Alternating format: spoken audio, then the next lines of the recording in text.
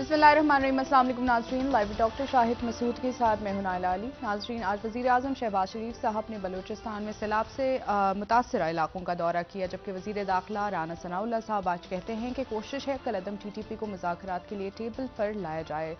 जबकि PTI रहनुमा फवाद चौधरी साहब ने कहा है कि वज़ीराबाद में इमरान खान साहब पर 3 इतराफ़ से हमला किया गया।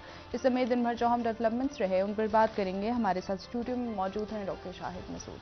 अस्सलाम वालेकुम डॉक्टर साहब। सर, सियासी तनाव और बढ़ते बहरान मुल्की मफाद के लिए तमाम स्टेक होल्डर्स ताहाल एक पेज पर क्यों नहीं आ पा रहे?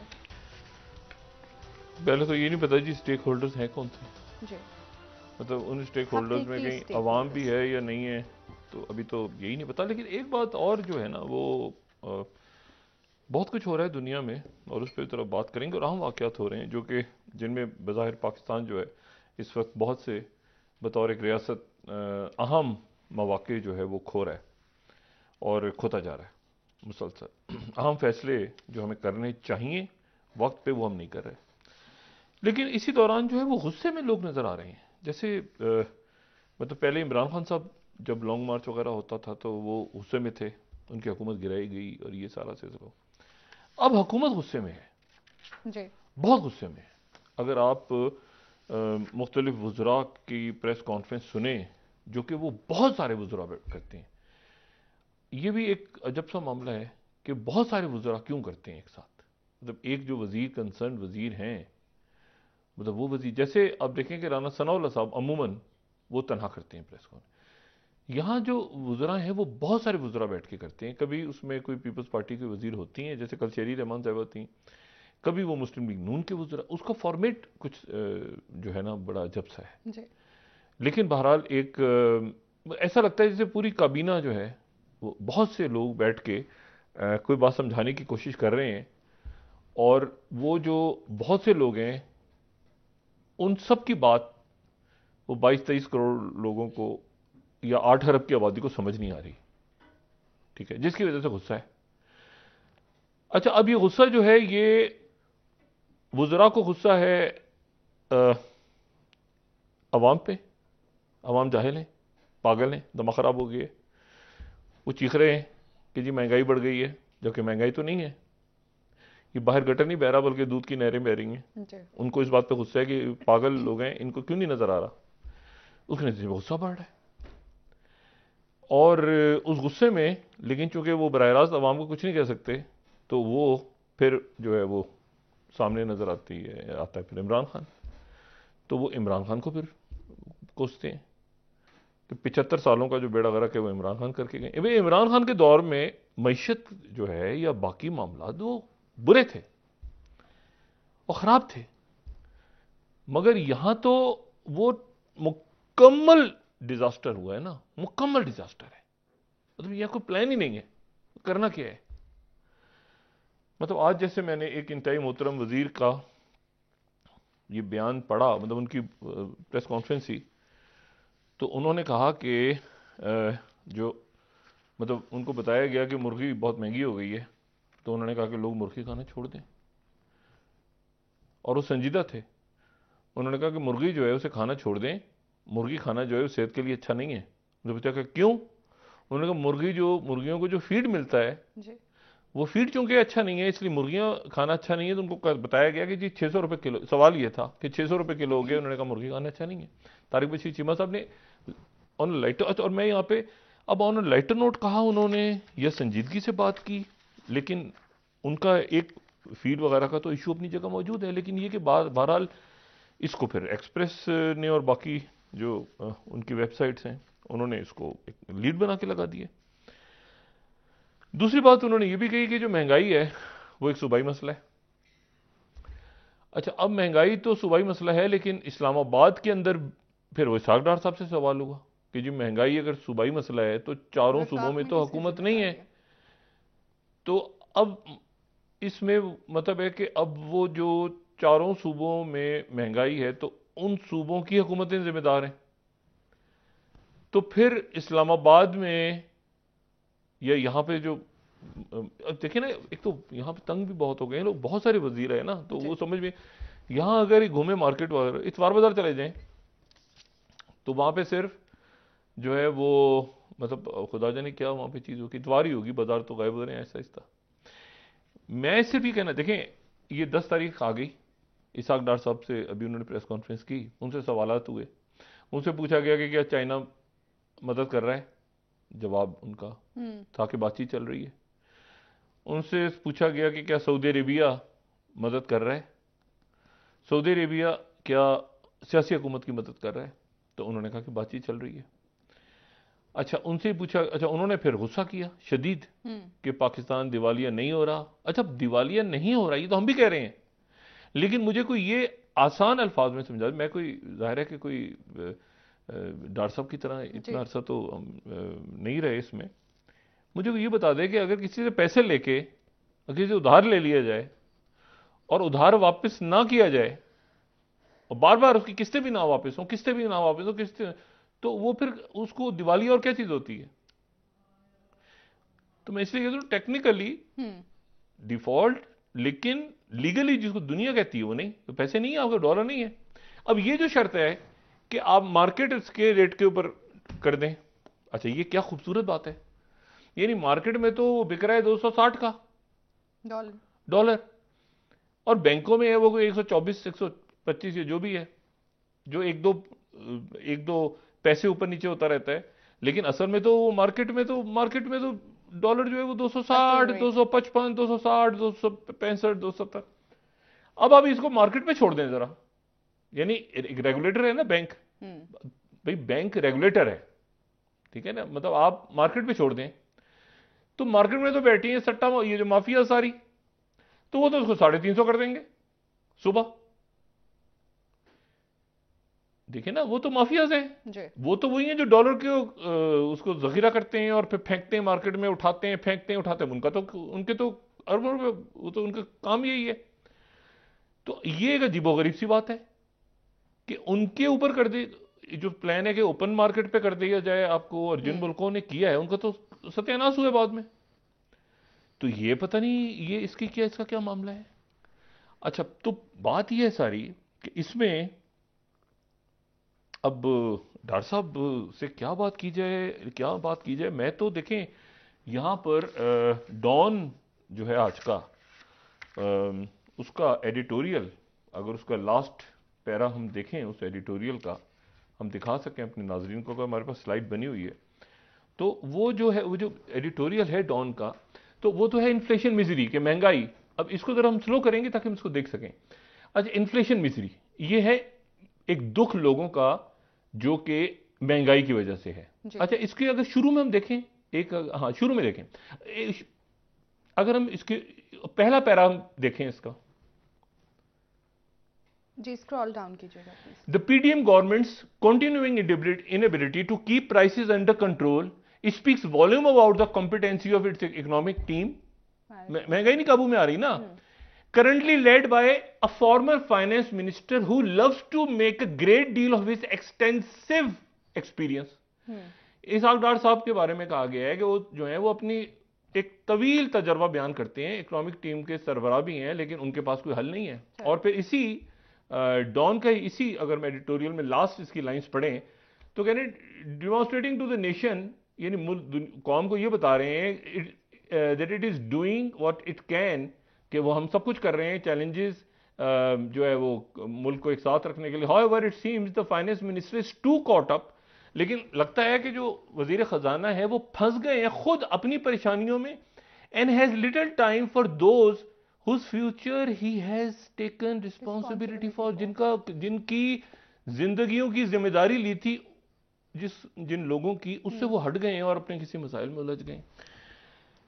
अच्छा अब ये इशू ये है कि प्लान तो नहीं है, चंद इस हफ्ते अभी जो आएंगे हमारे पास वो 5 अरब से नीचे, वो पेमेंट शायद हो गई होंगी दुबई के बैंकों को, तो ये 4 अरब कुछ हमारे पास ज़खायर रह गए हैं जो अभी तक, और 9 तारीख को जाना है जेनीवा में। इसीलिए आपको मुख्तलिफ अकाबरीन सैलाब ज़दागान के दरमियान घूमते नजर आ रहे हैं, क्योंकि वहां जाकर उन्होंने बताना है कि ये कि हमारे मुल्क में सारे ये पूरा साहब गए थे आज, सारे सब जाएंगे, बहुत से लोग आपको सैलाब में अभी एक दो दिन सैलाब का दौरा, इधर तस्वीर उधर ये वो सब नजर आएगा। उसकी वजह ये कि डोनर कॉन्फ्रेंस में पैसे लेने हैं, इस तमाम अरसे में सैलाब ज़दागान भूल गए थे, किसी को याद ही नहीं था कोई सैलाब भी आया है मुल्क में, कुछ हुआ है, ठीक है। लेकिन अचानक जो कि डोनर कॉन्फ्रेंस है और सैलाब में लोग हकीकतन डूबे, परेशान हाल है, जिनको कोई पूछने वाला नहीं है, ठीक है। और हकीकतन हम उनको नजरअंदाज कर गए कि तबाही, दुनिया के एक तबाही इतनी बड़ी हुई, लेकिन उसके बाद फिर सियासत और ये और वो सारा। लेकिन अब चूंकि डोनर कॉन्फ्रेंस बताना है वहां जाके, और ये बड़ा जरूरी है कि दुनिया मदद करे हमारी, पहले भी की थी, अब भी करे। शायद हो सकता है फ्रांस के सदर वहां पे आ जाएं, अक़वाम मुत्तहिदा और पाकिस्तान दोनों करें। दुआ है कि वहां पाकिस्तान की मदद हो, लोग बहुत परेशान हाल है, और फिर पैसा जो है उन लोगों तक, मुस्तहिकीन तक पहुंचे। तो ये एक कोशिश अक़वाम मुत्तहिदा की जानिब से हो रही है। और वो देखें कि उसमें जो डिजास्टर, जो क्लाइमेट से रिलेटेड डिजास्टर पाकिस्तान में हुआ है, इस पे दुनिया क्या करती है। लेकिन मैंने आपसे बात की कि इस दौरान हुकूमत जो है, इमरान खान को मैंने कहा एक तरफ से रखें, ये फंस गए, फंसे हुए बीच में। अब यहां पर जो बिजनेस रिकॉर्डर है आज का, वो ये बता रहा है कि पिछले एक महीने के दौरान 1 दिसंबर से 2022 से पाकिस्तान में कौन कौन सी कंपनीज बंद हो गई हैं, बड़ी बड़ी कंपनीज। वो कह रहे हैं बोलान कास्टिंग्स बंद हो गई है, ठीक है, और वो 5 दिसंबर से 23 दिसंबर तक बंद रही। फिर बलोचिस्तान व्हील्स, फिर पाक रिफाइनरी कई दिनों बंद रही, फ्रंटियर सेरेमिक्स बंद हो गई, अटक रिफाइनरी बंद हो गई एक हफ्ते के लिए, ठीक है। उसके बाद कोहिनूर स्पिनिंग मिल्स, फिर मिलर ट्रैक्टर्स, फिर इंडस मोटर्स, ये वो हैं जो कंपनियां बंद, वो नहीं चला पा रहे। फौजी फर्टिलाइजर बिन कासिम इंडेफिनिट बंद है, सूरज कॉटन मिल्स इंडेफिनिट बंद है, पाक सुजुकी जो है वो चंद दिनों के लिए, क्योंकि उनके लिए चलाना मुश्किल हो रहा है अपनी कंपनीज को। फिर उसके बाद कंस्ट्रक्शन जो है, यानी जो लोग इस वक्त कोई तामीरात से मुंसलिक हैं, किसी ने घर बनाना है, किसी ने सीमेंट खरीदना है, किसी ने सरिया लेना है, किसी ने कोई बिल्डिंग बनानी है, तो यहां पर कंस्ट्रक्शन मटेरियल्स की जो प्राइसेस हैं वो आप देखें कहां जा रही हैं। वो बिल्कुल स्टील बार, शीट्स, ये जो हैं, ये बिल्कुल नामुमकिन हो गया है लोगों के लिए कि वो जो है अपनी इसको, वो चार्ट बिल्कुल ऐसे जा रहा है प्राइस इंडेक्सेस का। एनीवे, तो अब इशू ये है कि वो 800 अरब का टैक्स, और इस दौरान जो है वो गुस्सा, बहुत ज्यादा गुस्सा, और डॉक्टर साहब के पास गालिबन कोई प्लान नहीं है। वजीर आजम कह रहे हैं कि बिलाशुबा मुल्क में महंगाई अरूज पे है, लेकिन महंगाई जो है वो सूबाई मसला है। और अच्छा, इसको अगर इस पूरे अरेंजमेंट को अगर आपने इसका एक मुजाहरा करना हो ना, ये अरेंजमेंट है जिसमें मुस्लिम लीग नून फंसी आके, नून, मुस्लिम लीग नून, बाकी ना कोई इत्तेहादी ना पीपल्स पार्टी। अगर आपने देखना हो ना कि इस सिस्टम का कोई तितर बितर होते हुए इस पूरे से जो है अरेंजमेंट, तो आप इस वक्त वो देखें जो कराची में हो रहा है, सिंध में हो रहा है। इन्होंने आउटसोर्स कर दिया जरदारी साहब को कि एमक्यूएम जो इत्तेहादी है वो जरदारी साहब संभालेंगे। एमक्यूएम का पेचा पड़ गया है। पहली बात तो ये कि एमक्यूएम कौन सी, ये भी एक सवालिया निशान है, कौन सी वाली एमक्यूएम, ठीक है। उनका पेचा पड़ गया है सिंध हुकूमत से, जिसके बारे में जमात इस्लामी कह रही है कि ये जो है ये एक, यानी हाफिज नईमुर रहमान साहब कई जगहों पे आए, वो कह रहे हैं कि ये तो इनका आपस में ये नूरा कुश्ती हो रही है। अच्छा, वो साथ ही ये भी कह रहे हैं कि इन्होंने बाइकआउट करना है, बाइकआउट कर हदबंदियां, लेकिन हदबंदियों में बाइकआउट करना है तो क्या रहना है, मतलब इलेक्शन में हिस्सा लेना है या इलेक्शन का बाइकआउट कर जाना है। उनको शायद सूट करता है बाइकआउट कर जाएं। अच्छा, यहां पे कहीं गवर्नर साहब भी हैं, कामरान टसूरी साहब भी हैं, तो कामरान टसूरी साहब जो हैं वो मतलब उन्होंने ये कोशिश तो की, पूरी काविश तो की कि एमक्यूएम के मुख्तलिफ जो एमक्यूएम तो नहीं, लेकिन पीएसपी से उनकी मुलाकात हुई, बाकी लोगों से मुलाकात हुई, लेकिन उसके नतीजे में वो ज्यादा करीब जो हैं, लेकिन वो जरदारी साहब के हैं, वो करीब जरदारी साहब के हैं। यानी उनके, जाहिर है कि आदमी इंसान की एक सियासत उतनी होती है, वो एमक्यूएम के लोगों से ज्यादा करीब जो है वो जरदारी साहब के हैं, और पाकिस्तान पीपल्स पार्टी की क़यादत के बहुत करीब है वो पहले से एमक्यूएम में।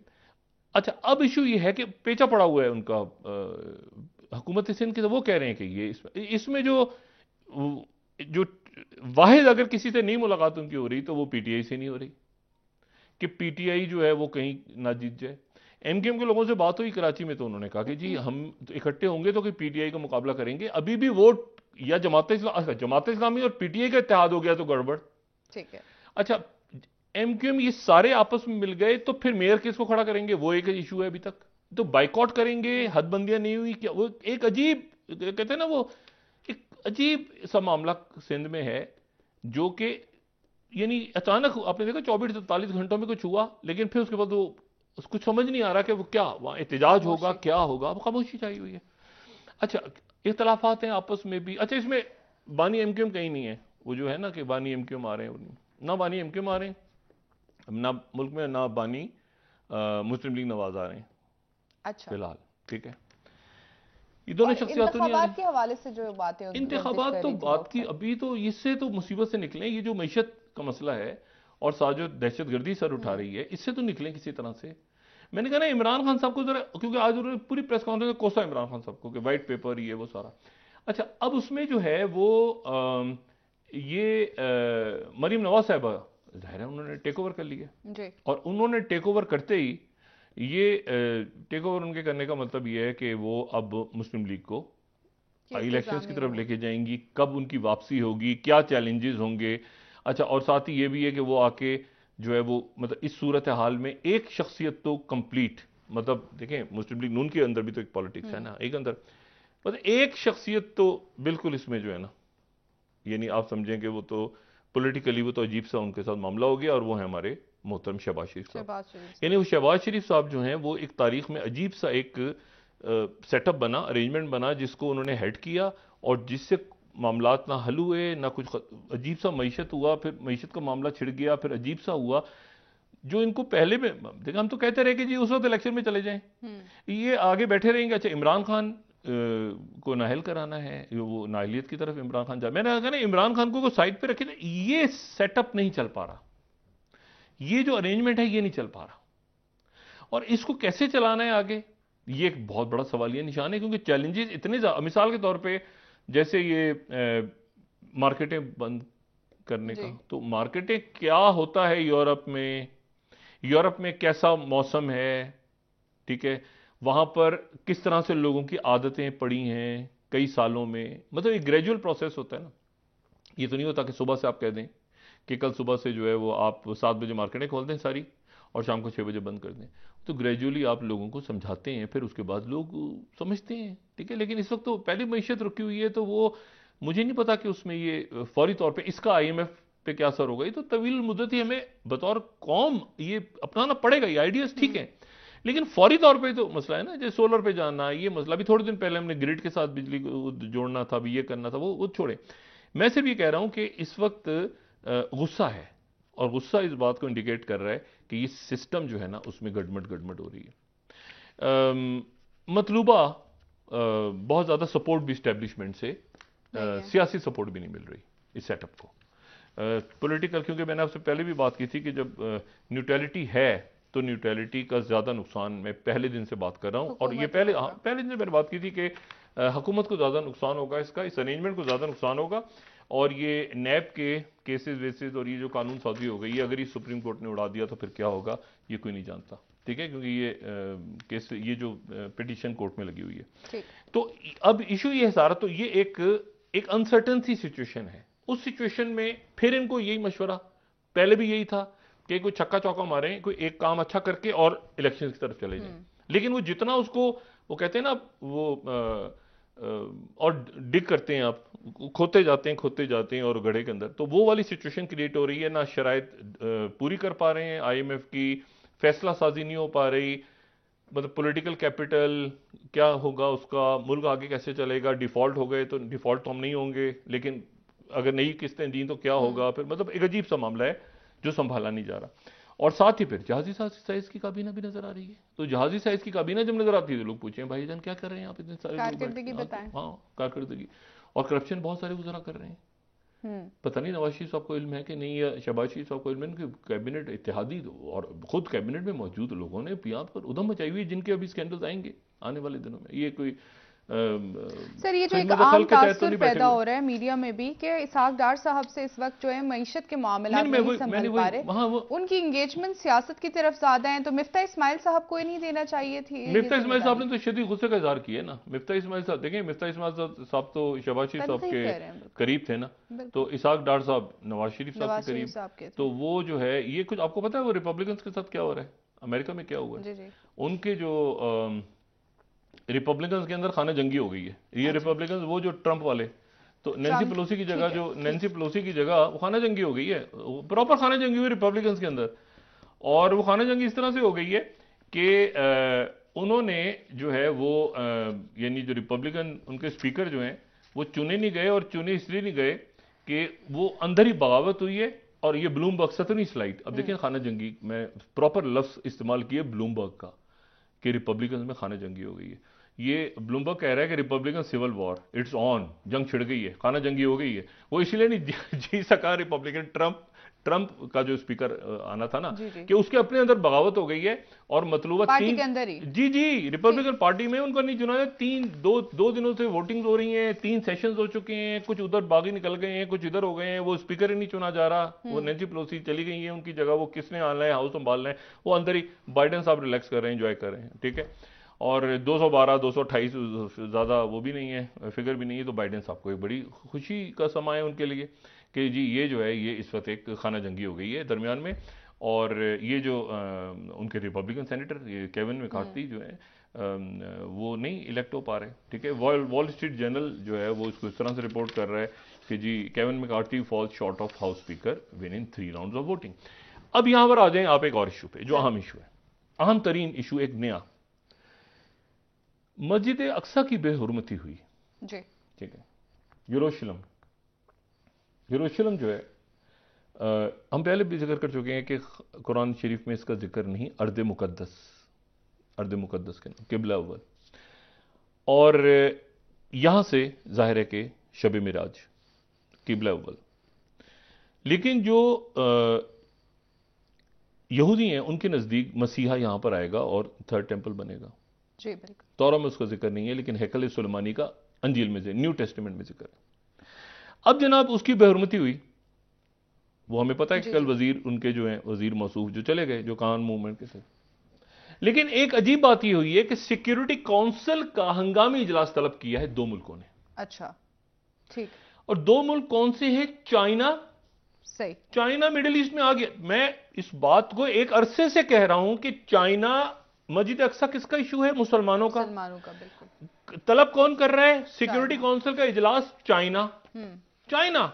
और दूसरा मुल्क कौन सा? दूसरा मुल्क मुत्तहिदा अरब अमारात, सही, जो कि अब्राहम अकॉर्ड, तो अब्राहम अकॉर्ड ये जो थे 2020 के 4 मुल्कों ने साइन किए थे ना, तो 2 मुल्क तो पहले से मिस्र और जॉर्डन पहले से कर चुके थे 74 और 79 में, उन्होंने पहले इसराइल को तस्लीम कर लिया था, वो अकॉर्ड वगैरह हो गए थे। लेकिन मसला ये है कि 4 मुल्कों ने तो किया 2020 में। अब जनाब सबसे आगे जो इजलास तलब हो रहा है, कमाल की बात देखें, ये सिर्फ CGTN को यहां कोट कर दें, चाइनीज मीडिया को। China and UAE ask UN security council to meet Al Aqsa. China enters Muslim world, मतलब ये इतनी बड़ी। अब यहां अमेरिका के, अच्छा अमेरिका भी एकदम पर देखें, इशू ये है। अच्छा यूएई, वो यूएई जो कि जिसने तस्लीम किया, और उसके बाद राइटर्स बीसी को कह रहा है कि यूएई चाइना आज united security council to meet over Aqsa. अब सवाल ये पैदा हो रहा है कि ये वो बात है कि जो हम मेरे ख्याल से 2-3 साल से कर रहे हैं डिस्कस, कि strategic comprehensive partnership, Saudi Arabia, OIC, Jordan, UAE, ठीक है। और ये भी पता चल रहा है कि जो ABZ हैं, यानी MBZ तो वहां के वो है ना प्रेसिडेंट है, जो ABZ हैं यानी अब्दुल्ला बिन जायद उनके भाई, जो फॉरेन मिनिस्टर हैं, उन्होंने जाके नेतन्याहू को कहा भी था कि इस बंदे को अपनी कैबिनेट में मत लेकर आना, वरना हमारे लिए मसाइल हो जाएंगे। ये जो 3rd स्लाइड है, ये यहां पे कह रही है कि कुछ अर्से पहले फॉरेन मिनिस्टर ने नेतन्याहू से कहा था कि अल्ट्रा राइट कोलिशन को ना लेकर आओ।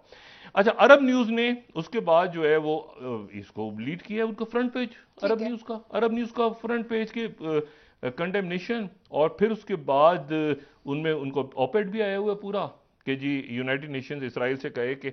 अच्छा, अब ये वही सवाल पैदा होता है कि ये जो, मैं थोड़ा सा इसमें फिर एंड ऑफ टाइम का भी यहां पे ब्रेक से वापस मौजूदा हालात में, क्योंकि तुर्की और शाम के अंदर कुछ ऐसे वाकयात हो रहे हैं। अच्छा, ठीक है, इस पर बात करते हैं डॉक्टर साहब, इंतहाई अहम मौजू पर बात करते हैं। एंड ऑफ टाइम जो बाद में करता हूं, तो उसको एक सीरीज के हवाले से या कुछ बातें ऐसी हैं जो सामने आती हैं, तो आदमी को कनेक्शन। ठीक है, ब्रेक से वापस आके डॉक्टर साहब आपसे जानते हैं। नाज़रीन, एक ब्रेक हमारे साथ रहिए।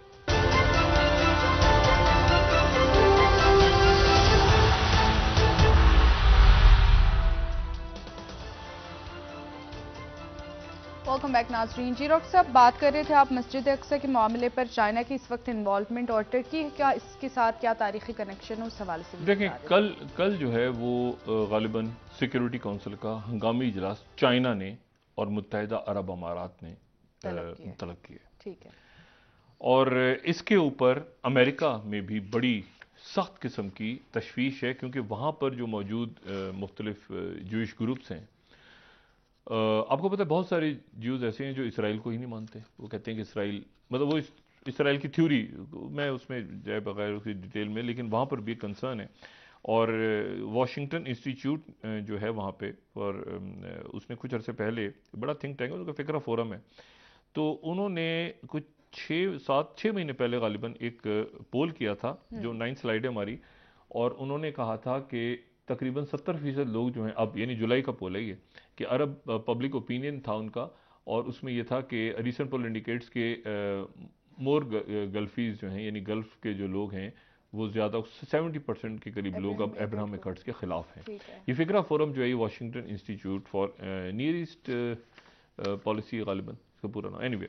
अच्छा, तो एक तो बात ये हो गई। दूसरी जो बात है वो ये है कि ये पिछले कुछ अरसे में अमेरिका के अंदर एक, ये नेतन्याहू हुकूमत जो है, पहले तो मैं उसको बताऊं ना कि ये हो क्या रहा है, रीजन में क्या हो रहा है और इसके क्या।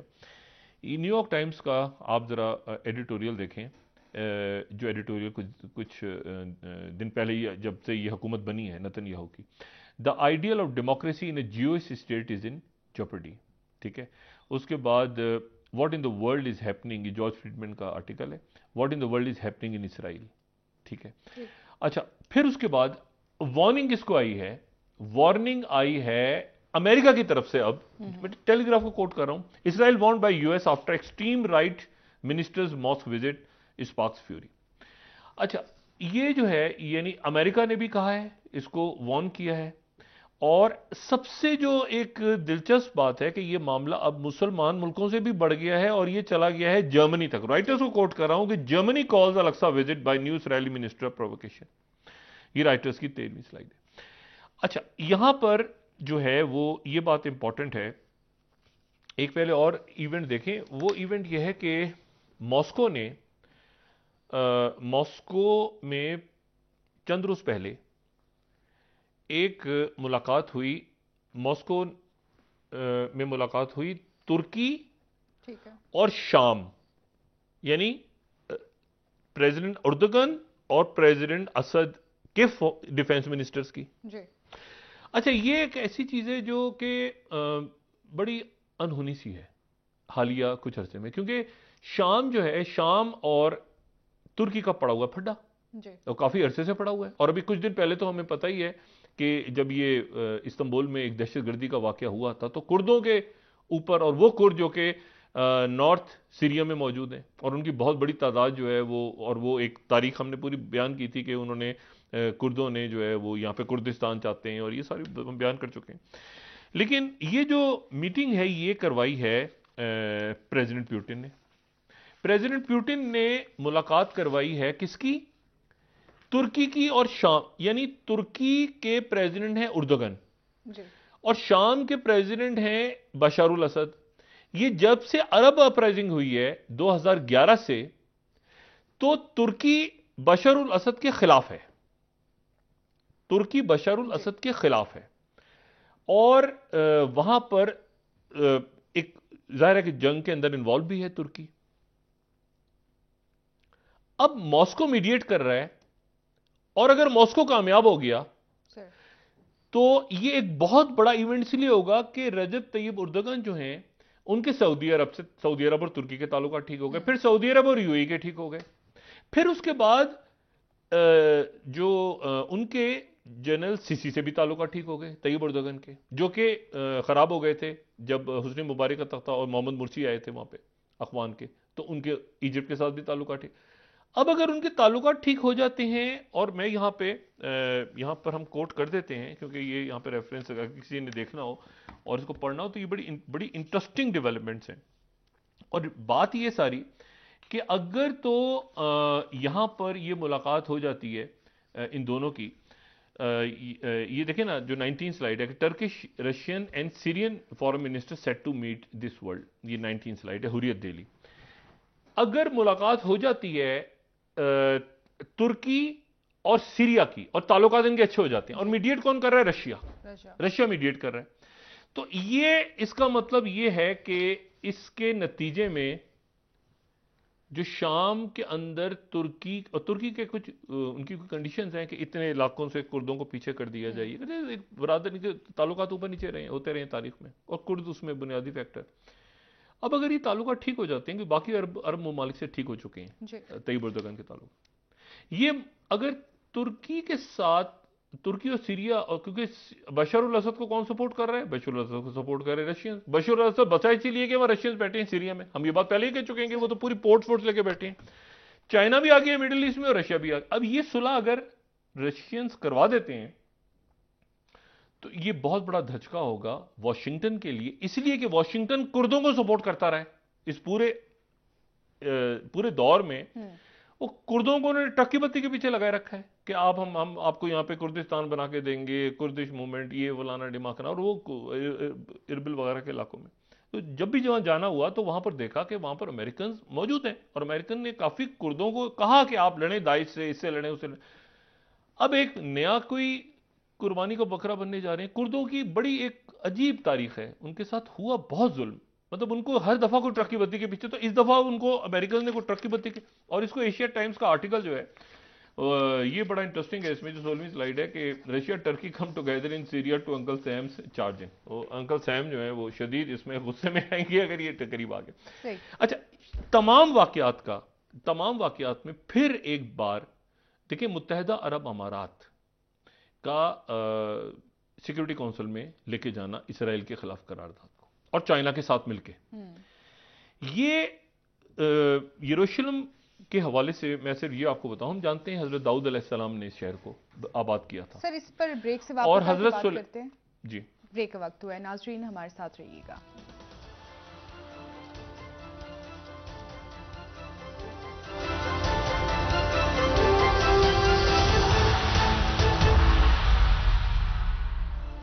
वेलकम बैक नाज़रीन। जी डॉक्टर साहब, खित्ते की मामलात पर आप बात कर रहे थे, प्लीज कंटिन्यू कीजिए। देखिए, ये अब वक्त की कमी है, लेकिन मैं सिर्फ ये बताऊं कि ये तमाम वाकयात जो है ना, जो कुछ हो रहा है, इसको एक मजहबी एंगल से भी देखा जा रहा है, क्योंकि जो पार्टी आई है वहां पे गवर्नमेंट का हिस्सा है, वो अल्ट्रा नेशनलिस्ट हैं। यानी उनके नज़दीक जो है वो यहाँ से मुसलमानों और अरबों का निकलना ज़रूरी है। उनके वज़ीर दाखिला हैं इस वक्त, जिन्होंने दौरा किया है, ठीक है, और वज़ीर दाखिला जो हैं, इसलिए ये जो अरब स्ट्रीट है और जो मुसलमान हैं, उनके नज़दीक कुछ ऐसी चीज़ें हैं कि जो बिल्कुल रेड लाइंस हैं, और जिनके बाद एक ऐसी सूरत हाल क्रिएट होती है कि ये वो फिर हमास या आप समझें कि फतह का इशू नहीं रहता। वो इशू ये है कि ये तमाम मुआहदे जो हुए हैं, तमाम जो बातचीत हुई है, तमाम सूरत हाल वो ख़राब हो जाती है, वो बिगड़ जाती है। और इसमें इस वक्त एंटर हो गया है चाइना, और ये बात, चाइना भी दाखिल है मशरिक़ वस्ता में, और रशिया भी दाखिल है, ठीक है। और चाइना की तरफ से मस्जिद अक्सा की बेहुरमती पे पहली बार गालिबन ऐसा कुछ हुआ है। हालांकि चाइना की भी वहां पर, आपको पता है, बेल्ट एंड रोड के अंदर वहां पर चाइना की इसराइल में, लेकिन वो एक मिडिल ईस्ट में मुसलमानों के लिए चाइना ने आवाज उठाई है पूरी दुनिया में मस्जिद अक्सा के लिए, मस्जिद अक्सा के हवाले से। और ये जो टर्की का भी एक ताल्लुक हम पहले बयान कर चुके हैं। ये असल में तमाम जो खित्ता है ना, ये तमाम खित्ता, इस तमाम खित्ते में बहुत कुछ हो रहा है इस वक्त। हजरत दाऊद अलैहिस्सलाम ने आबाद किया था यरूशलेम, और फिर उनके साहबजादे पैगंबर हजरत सुलेमान अलैहिस्सलाम के दौर में ये हैकल सुलेमानी, और तामीर उस वक्त शुरू हो गई थी, ख़त्म फिर हजरत सुलेमान अलैहिस्सलाम के दौर में, इसलिए वो हैकल सुलेमानी कहलाता है। और हैकल सुलेमानी जो है, फिर वो, हम ये बात सब जानते हैं कि हैकल सुलेमानी जो है उसका तौरात में तो जिक्र नहीं है, लेकिन अंजील में उसका जिक्र है, और बहुत दफ़ा जिक्र है। 410 साल वो रहा अपनी जगह पे, और उसके बाद लड़ाइयाँ हो गई। ये एक ऊपर जो नॉर्थ में थे फ़लस्तीनी, उनकी जो है वो साउथ के फ़लस्तीनियों से लड़ाई हो गई, क्योंकि ऊपर जो हिस्सा था शुमाली फ़लस्तीन, उसका नाम इसराइल था जी। और नीचे जो हिस्सा था वो यहूद था। सल्तनत यहूद और सल्तनत इसराइल अलग अलग थे। उसके बाद लड़े मरे आपस में, एक दूसरे को मारा उन्होंने, और उसके बाद वो हाशमियों ने आके ख़त्म कर दी, फिर बख्त नसर ने आके तबाह कर, हम जानते हैं वो पूरी हिस्ट्री। फिर उसके बाद दोबारा जो है वो तामीर हुई, वो 410 साल पहले रही थी। दूसरा जब तामीर हुआ तो वो भी जो है वो टाइटस ने तबाह कर दिया आके, और वो जो है वो 430 साल रहा। अब मसला ये है कि ये जो तीसरे हैकल की तैयारी है, ये जो साहब हैं जी, ये जो उनके नए वजीर दाखिला हैं जो दाखिल हुए, और पाकिस्तान की तरफ से भी मजम्मत हुई है, अच्छा, फॉरेन ऑफिस ने बड़े शदीद अल्फाज में मजम्मत। तो ये मजम्मत से हट के ये देखना है कि ये प्लान क्या है। ऐसा तो नहीं है कि कहीं ये तमाम का तमाम खित्ता, इसकी एक स्ट्रेटेजिक इंपॉर्टेंस भी है। देखें, यूक्रेन तक मजहबी हवालों से हम बात कर चुके हैं, और हम ये भी बात कर चुके हैं कि जो यानी एक जो मुख्तलिफ अहादीस में ये बात है कि मतलब कैथोलिक्स के हम करीब नहीं होंगे। जी, ठीक है, ये बात पहले भी अच्छा। तो इशू मतलब मुसलमानों की बात जो हो रही है क्या मतलब, तो अब वहां पर भी दो हैं सिलसिले, एक पोप की डेथ, वहां पर मैं वक्त की कमी के बायस में बात नहीं छेड़ना चाह रहा। उसके साथ भी ये जो सेहूनी ग्रुप है ये अब डिस्कस कर रहा है, क्योंकि जो क्रिश्चियंस हैं, ईसाई जो क्रिश्चियंस हैं, मसीही, उनके नजदीक यरूशलेम की ये इंपॉर्टेंस है कि यहां पर हजरत ईसा अलैहिस्सलाम वापस आके तस्दीक करेंगे, ठीक है, तसलीस की और सलीब की। बहुत शुक्रिया। मुसलमानों के नजदीक वो तरदीद करेंगे और तोड़ेंगे, सही हो गया। और इनके नजदीक, यहूदियों के नजदीक, वो बादशाह मसीहा आके यहां पे सल्तनत, ग्रेटर इसराइल। तो ठीक है सर, प्रोग्राम का वक्त खत्म अब हो रहा है। उसमें जितने जी आइंदा आने वाले दिनों में मजीद इसको डिस्कस करेंगे। नाज़रीन, कल इंशाल्लाह दोबारा आपसे मुलाकात होगी। मुझे नाइला अली को इजाजत दीजिए। अल्लाह हाफ़िज़। जी डॉक्टर साहब, अपने दोस्तों रिश्तेदारों को नवाह के लूंगा। सब ख्याल रखिएगा। अल्लाह हाफ़िज़।